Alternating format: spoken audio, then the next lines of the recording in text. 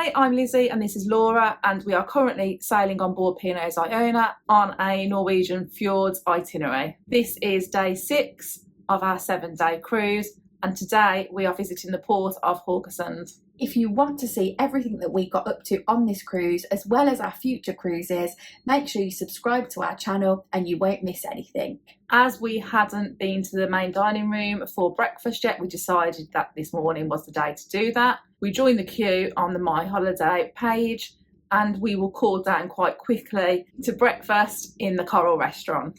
For breakfast in the main dining room on board P&O ships, you are given a menu where you can order items off that and the waiter brings that to you. We ordered different things actually, each of us. Lizzie and Mum both picked a few items from the cooked breakfast menus.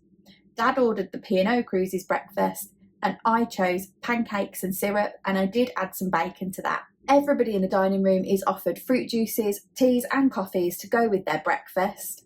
You are also offered toast to have with your meal, and we were a little bit shortchanged, we thought, on our toast, but we did ask for more and that was brought out really promptly. The experience of the main dining room for breakfast was far less hectic than being in the buffet, and we would definitely recommend doing this, especially if you have mobility issues, because it means you don't have to keep on getting up and down from your table. We already knew what we were planning to do today in Haugesund, as we had bought hop-on hop-off bus tickets in Olden as part of a deal with the tickets that we purchased in Olden. This meant that we got 30% off the full ticket price for today's hop-on hop-off bus, which meant it actually cost us just over £23 per person. As we disembarked the ship, we noticed that as well as city sightseeing, which is who we had booked through, there was another hop-on hop-off bus that you could use, and there was also a land train.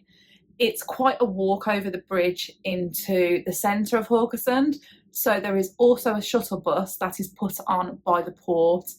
This isn't put on by P&O, so if you are select fare, you still have to pay. One benefit of using the city sightseeing bus tour was that this particular bus took us slightly further than the other bus tour options that were available. We did also notice that some of the stops on our route were places that P&O offered excursions to. The bus left the cruise terminal and the first stop was at the Tourist Information Centre in Haugesund itself. It then takes quite a long route out of the town to Visnay, I've probably said it totally wrong, which is an old mining village. The thing that we found most interesting about here was this is where the copper was mined from, that the Statue of Liberty is made from. Some people did get off the bus here, but we chose not to. However, if we did this tour again, we probably would. The next stop on this bus tour was the Viking village. Now this is a location that P&O does offer an excursion to, so we thought it was a really good deal that this bus did take us all the way out to this village. Again, we didn't get off the bus at this point. We did notice that a very large amount of the passengers on the bus did get off here to explore the village. The reason that we didn't choose to get off here is because our mum and dad were with us and they weren't keen on getting on and off the bus over and over again. However, if we were in Haugesund again on our own, this would definitely be a place that we'd choose to visit. Once you leave this stop, the bus will take you back to the city itself. It is a really interesting drive because you are out in the Norwegian countryside and you're getting to see little settlements that you wouldn't otherwise see. You also go over quite a spectacular bridge where the views are amazing and you can see Iona from this bridge. When we arrived back into the city centre, we then chose to get off the bus by the church. We then spent a bit of time in the city centre itself. We had a look in the church and then we popped into a few of the different shops, did some souvenir shopping, and we also had ourselves an ice cream as the weather was so nice today, and probably the nicest day's worth of weather we've had on this cruise actually. This was completely different to the last time we visited Haugesund 2 years ago, when we basically had torrential rain all day long. So we did want to make the most of it by having a good walk around and having a look at the city in a completely different light. After we had wandered around, we then got back on the bus at the same stop. It was great being able to use the tracker because you could see just how far away the bus was, and we probably waited for about 10 to 15 minutes.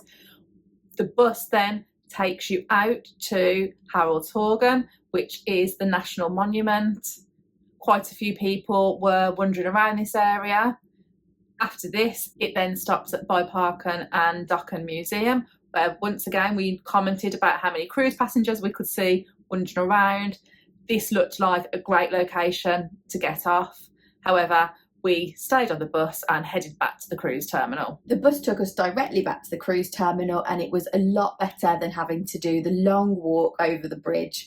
We really appreciated those bus tickets. There are a couple of souvenir shops in the terminal itself, so if you don't want to go into the town, you can still pick up a souvenir. We didn't actually have a look in those. We got straight back onto the ship, where we then were headed for lunch. We both fancied something from Taste 360, whereas our parents decided they wanted to go into the buffet. We just grabbed a bit of pizza and some chicken nuggets, and Laura had a burger. Once we'd eaten these, we went into the buffet to find our parents. As the weather was nice, we had another wander around the ship. We took a look at some of the outside decks, and we also just had a wander around the inside of the ship and just sort of really made sure that we'd seen everywhere. We then went into the Keel and Cow, where we were horrified to discover that our usual table wasn't available, so we had to sit elsewhere. This didn't stop us from playing cards, but I wish it did, because I've done so bad today. Then we came back to the cabin for a quick nap and to get ready for the evening. Once we were ready, we popped down to our mum and dad's cabin, and our mum wasn't quite ready, so we spent some time just relaxing out on their balcony. We did join the queue for the Keel and Cow whilst we were still in the cabin, because we thought we might end up in that queue for quite a while. There were only a few passengers in there, but we know that there aren't a lot of tables in there. When Mum was ready, we headed down to Deck 8, and we noticed that there was only us basically in the queue. We were unsure whether or not to sit down and have a drink while waiting. So we asked at the podium, and he said he was trying his best to get our table, but people were still on it, and he would recommend that we sat and had a drink. From joining the queue to sitting at the table, this took about half an hour. This wasn't an issue for us, and it was actually far less time than what we had spent waiting when we were on board Arvia. We were actually taken to one of our favourite tables in the Keel and Cow, where we've been playing cards in the afternoon, and we were also seated on the table next to the captain. The waiter warned us that we needed to be on our best behaviour, and we are told that the Keel and Cow is actually one of the captain's favourite venues on board, and that he does spend quite a bit of time in there. I was delighted that Dad was with me, because I suspected he would share starter that I wanted with me, which he did. So we both really enjoyed the cheese. I think he was surprised with how much he actually enjoyed it, and I could have kept on dipping in that cheese for ages. And me and Mum both had the same starter, and we had the sticky duck drumsticks. I have had these before on Iona and Arvia, and they were just as good as they usually are. For my main, I had the chicken. This is, to be honest, a ridiculously large portion size, because you do get served an entire spatchcock chicken, which is quite a lot of food for one person, as well as some fries and a salad. I didn't manage to make a massive dent on it, but I did really enjoy it. I had the 8-ounce fillet steak. I couldn't resist having steak yet again. I really enjoyed it. It was cooked to perfection, and if I'm in the Keel and Cow, it's always something that I'm tempted to order. Our dad had the pie, and Mum had the pork belly. They both looked delicious, and they both really enjoyed them. We chose not to have dessert, as we were all too full from our mains, but we did order another drink from there, sat and spent a little bit longer at the table after we'd finished eating. It was then time to head to the theatre, where Odyssey were again performing. This is the second time we have seen them in the cruise, and we have really enjoyed both of their performances. Whilst we were in the theatre, we could hear Brody's, and we could hear the karaoke in there, and thought it sounded like good fun. As we left the theatre and saw how busy it was, we decided to stay in Brody's and enjoy the atmosphere. It was really busy in Brody's, and it stayed quite busy whilst the karaoke was happening.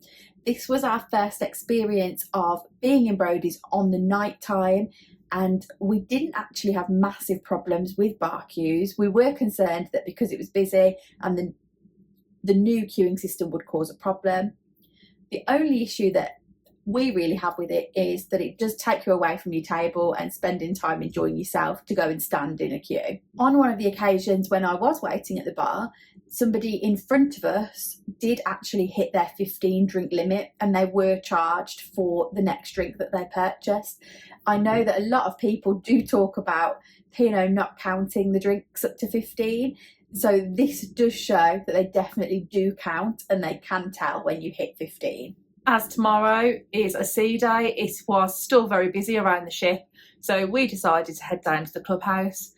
When we got in there, we were quite surprised with the amount of people in there. We sat down at a table and got served quicker tonight than we have done on the rest of the cruise. As it is a sea day tomorrow, lots of people were clearly up for a late night. There were lots of people dancing and having fun, and we really enjoyed people watching. Unlike us, we didn't stay till last orders, and we left the clubhouse at around 1:45. It was still really busy in there, and we'd love to know what time it stayed open until, because we sort of predicted it would probably still be open at about 3 a.m. Overall, today has been yet another good day. We really enjoyed the hop on, hop off bus in Haugesund and would recommend it to you. And our meal in the Keel and Cow was delicious. And again, if you've never tried it, we would say go and do it. Thanks for watching. Don't forget to give this video a like and drop any questions you've got in the comments down below. Please also make sure that you're subscribed to our channel. You can also find us on social media by searching Sisters on the Seas.